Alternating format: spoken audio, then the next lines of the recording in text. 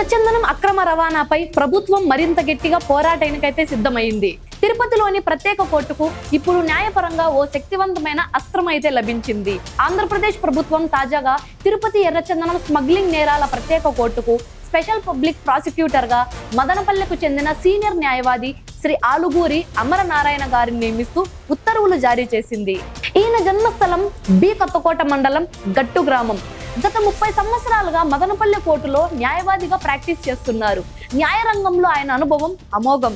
తప్పనిసరిగా చెప్పాల్సిన విషయం ఏమిటంటే Janasena party legal cell Chittoor జిల్లా చైర్మన్ గా కూడా పనిచేస్తున్నారు.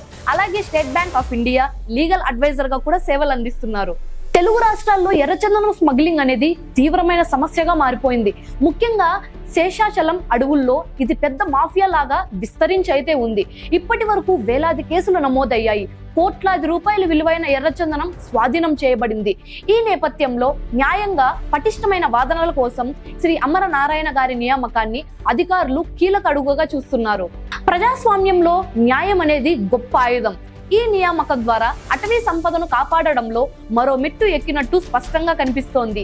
ఈ సందర్భంగా ఆయన్ను సుమన్ టీవీ అన్నమయ్య జిల్లా ఇన్ఛార్జి మరియు రన్ టీవీ అధినేత సిరివేలు చరణ్ కుమార్ కలిసి అభినందనలు అయితే తెలియజేశారు. Hearty congratulations and all the best to Shri Aluguri Amaranarayana garu. ఇలాంటి నిజాయితీ గల వ్యక్తుల అవసరం ప్రభుత్వ వ్యవస్థలో మరింతగా ఉంది. ఓవరాల్ గా ఈ ఎర్రచందనం స్మగ్లింగ్ ను అరికట్టడానికి ప్రభుత్వం ఏ విధమైన చర్యలు తీసుకోవాలో కామెంట్ అయితే చేయండి. వీడియో వర్తి అనిపిస్తే ఒక్క లైక్ చేసి మీ ఫ్రెండ్స్ కి షేర్ చేయండి.